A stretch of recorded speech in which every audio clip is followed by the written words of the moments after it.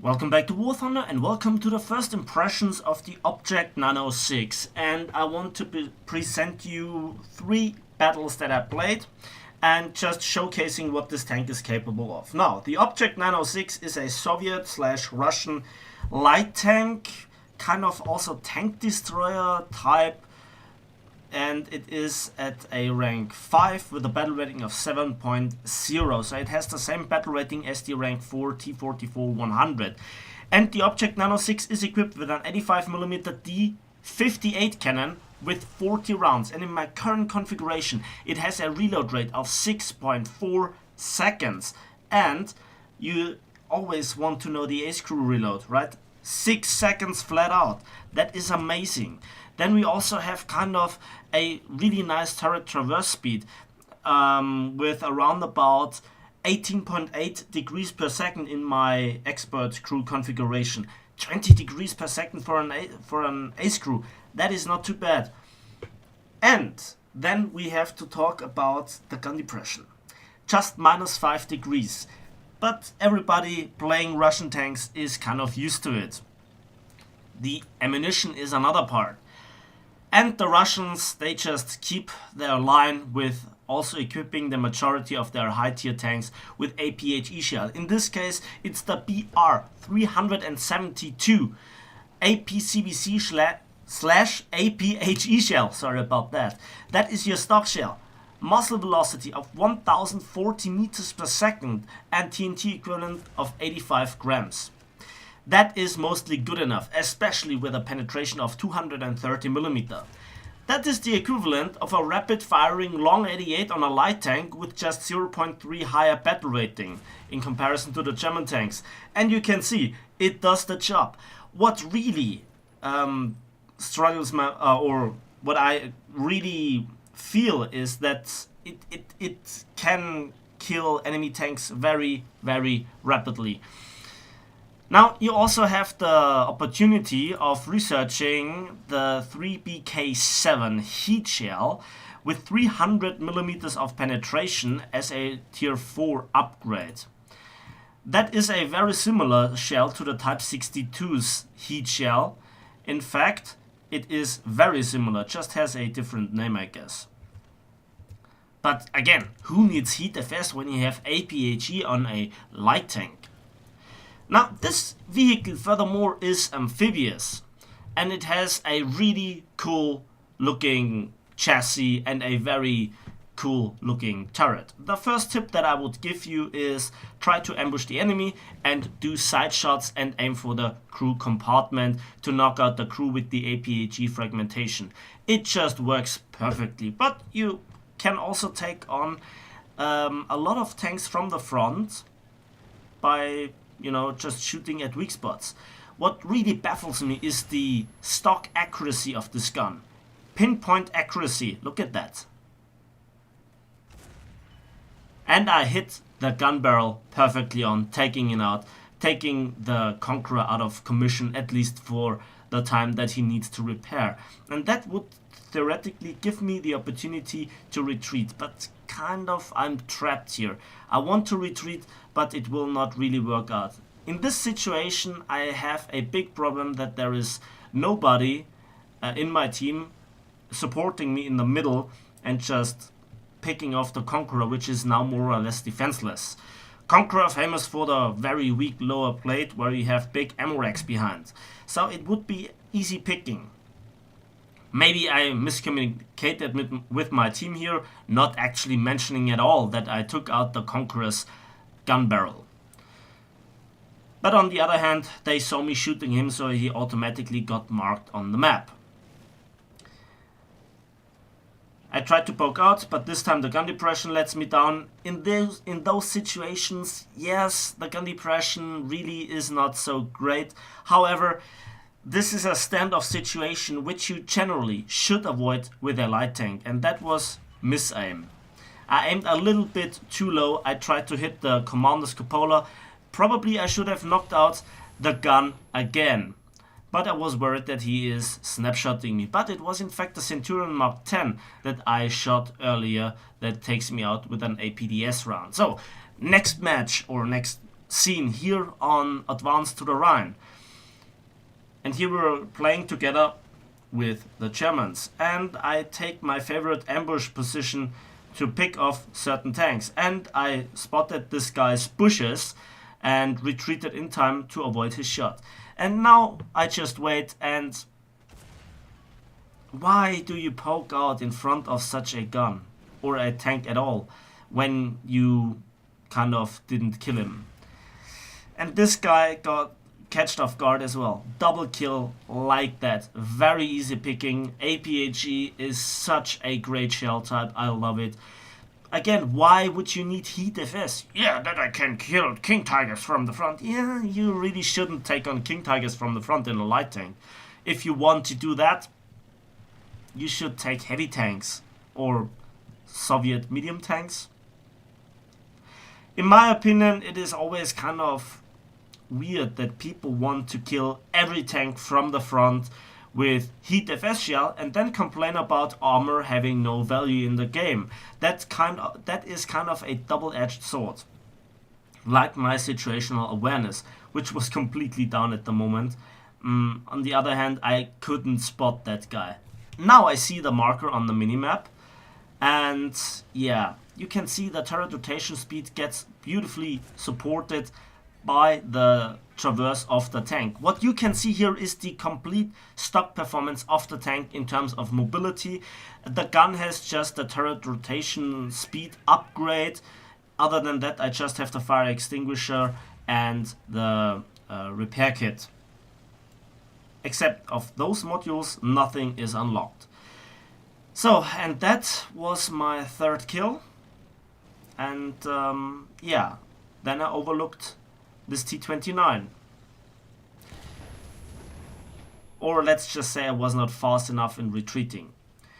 I think the biggest downgrade that I can find on the Object 906, or the biggest point of criticism, is that it doesn't have neutral steering. That kind of hinders its maneuverability.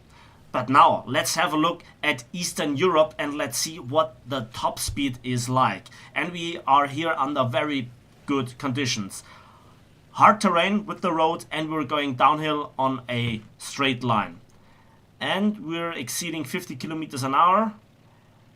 Nearly there, exceeding 60, and then we have to turn a little bit down to 48 and accelerating up the bridge. So you see, with upgrades I expect this vehicle can potentially see its top speed of 75 kilometers an hour.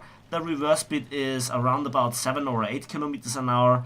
But stock we have a 15-ton tank with 265 horsepower. What really baffles me is also the vertical aiming speed of the gun, which is fantastic. All the more it is baffling that the German 88 has on a heavy tank like the King Tiger a worse gun handling, not just in turret rotation speed, which is down to the turret being much heavier, but more on the vertical aiming. But this gun is practically the same, just with a much higher rate of fire. Nearly the same penetration, just 5 millimeters, but having a higher muzzle velocity, just having less high explosive filling. So I think this is kind of the common theme for Russian light tanks, that they have very powerful gun, just 0.3 battle rating higher than other nations' light tanks. For example, when the Type 62 got introduced, what you effectively had were the T-34-85 Scum with the APHE shell when it didn't have the heat shell, which it actually didn't need, but you know, the community thought otherwise in that poll. And then also it had practically the same firepower as the Tigers now favorite Panzergranate, not the Panzergranate 39, but the Panzergranate. And that is, yeah, really great for this tank. Speaking about Tigers and King Tigers, easy picking. Even if I hadn't detonated the ammunition, I would have killed him. And here I survive. The Type 60s, double hit. I think he fired heat. One final thing to note about this tank is that despite just having 3 crew members, the survivability is strangely not too bad. As you could see, I just survived 2 heat shells. This guy didn't survive the APHE shell, but it didn't go off. It was a direct kill on the crew member. So yeah, also the repair times are not too strange or too big, too high. So that kind of favors me in this situation. Let's talk about the crew a bit more. We have a driver in the middle, and we also have 2 crew members in the turret. So overall, 3 guys in the tank. The survivability is in fact not really great, but sometimes you survive the strangest of situations.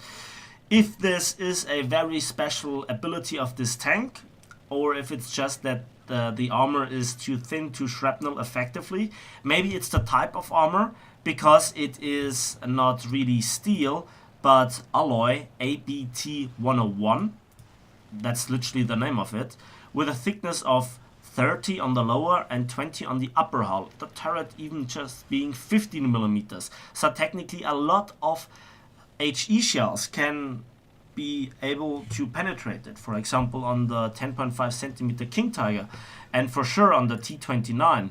I especially looked it up for the T29. The next thing is, when you're down to 2 crew members, it really doesn't hurt your reload. Normally when you're down to 2 crew members, you have like twice the reload. This tank doesn't. It literally keeps the reload, except for the commander's bonus.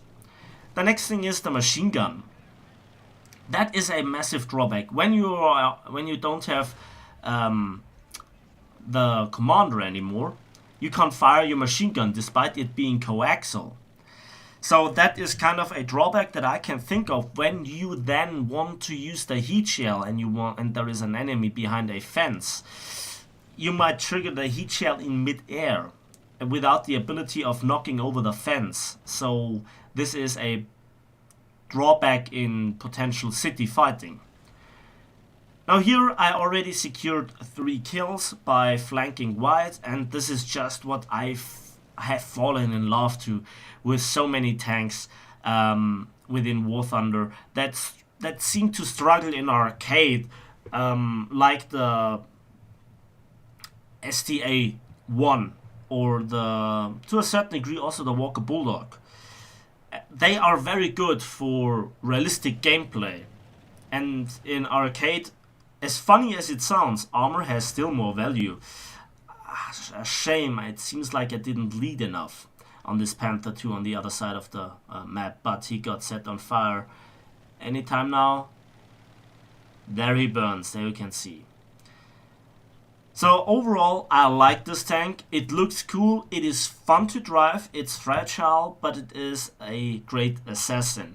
Overall, I love the combination of a rapid firing gun, 6 seconds for an ace crew, for basically what is a long 88. And there is not too much to complain about. Again, the gun depression might be a problem, but you can work around it.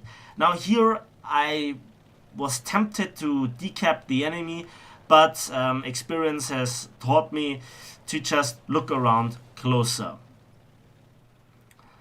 or to have a second look around. And here I am near the spawn point, but on a situation where the enemy doesn't expect me. I saw the muzzle blast, and there is 1 tank. And yeah, I didn't look at the other tank. Actually, I spotted this King Tiger that I just killed from behind without igniting the ammunition. But it didn't matter, because the other King Tiger just got taken out as well, if I read the combat message correctly. So I have a good look around again, and I just wait. What's happening around me? Do aircraft spot me?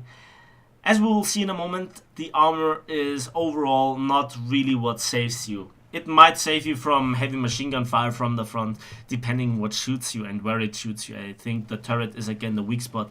That might be thin enough to get penetrated by 50 cals in close range engagements. Then I see the Panther, and I could have killed him potentially on this location if I just hadn't relocated, but it doesn't matter. I just wait for him. I go a bit more to the edge of this hill, so I have enough gun depression. I observe the aircraft, go a bit more forward, and there he is. He had no chance. So this is dirty gameplay at its best, and I have my ace right here. Now I looked at the leaderboards and it looked like I have to advance right now. It seems like that we have the game in the bag, so I decide to decap and then go back to our spawn point and clean up the German mess that stands between my current position and now. But a key 43-3 Otsu takes me out with a single strafing run. What a shame. That was the match, and then I got actually a 75% discount on the Soviet Focke-Wulf 190 D9, and I'm a collector. I had to do it. And that's the match for today. We lost the match afterwards, despite my greatest efforts in other tanks and other aircraft. Killing 3 other aircraft was still not enough. So in this respect, that's it for me. That's the first impressions on the Object 906, a great little fun tank, maybe a little bit too strong, very generous battle rating. Upgraded, it will perform even better. It doesn't really seem to suffer from the stock syndrome, although I really can feel it in certain parts, but it is not crippling. So I hope you liked the video. Please give this video a like if you did, subscribe if you want to see more, and we will see each other on the battlefields of War Thunder.